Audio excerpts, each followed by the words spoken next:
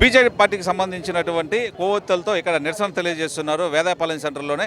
అదేవిధంగా మనకు చూసుకున్నట్లుగానైతే ఒకటి నారాయణ బీజేపీకి సంబంధించిన లీడర్ ఇక్కడ ఉన్నారు. ఒకసారి ఆయనతో మనం తెలుసుకుందాం ఎందుకు ఈ కొవ్వొత్తుల నిరసన తెలియజేస్తున్నారు. సార్ నమస్తే. ఏం సార్ దీని యొక్క సారాంశం ఏంటి? కొవ్వొత్తుల నిరసన ఎందుకు ఇక్కడ తెలియజేస్తున్నారు? ఈ రోజున బెంగాల్ రాష్ట్రంలో జరిగినటువంటి హిందూ స్త్రీలని అక్కడ ఉన్నటువంటి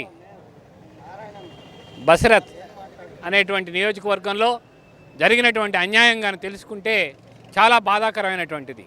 ఆ ప్రాంతంలో ఉన్నటువంటి హిందూ స్త్రీలని భర్తలు ఉండగానే వాళ్ళని ఎత్తుకొని పోయి మానభంగం చేయడం, అట్లాగే తృణమూల కాంగ్రెస్ వాళ్ళ యొక్క ఆఫీసుల్లో పెట్టుకొని వాళ్ళని హింస చేయడం అనేటువంటిది ఇవాళ బయటకు వచ్చింది.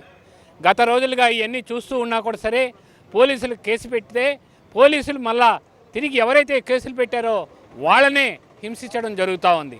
ఒక మహిళ అయినటువంటి మమతా బెనర్జీ గారు ఒక ఆడవాళ్ళకి అన్యాయం జరుగుతూ ఉంటే న్యాయం చేయాలనేటువంటిది కూడా ఆలోచించకుండా ఒక పార్టీ పరంగా హిందూ స్త్రీలని హింసిస్తూ ఉంటే చూస్తూ ఉండడం మంచిది కాదన్నటువంటి విషయాన్ని తెలియజేస్తూ ఉన్నాం.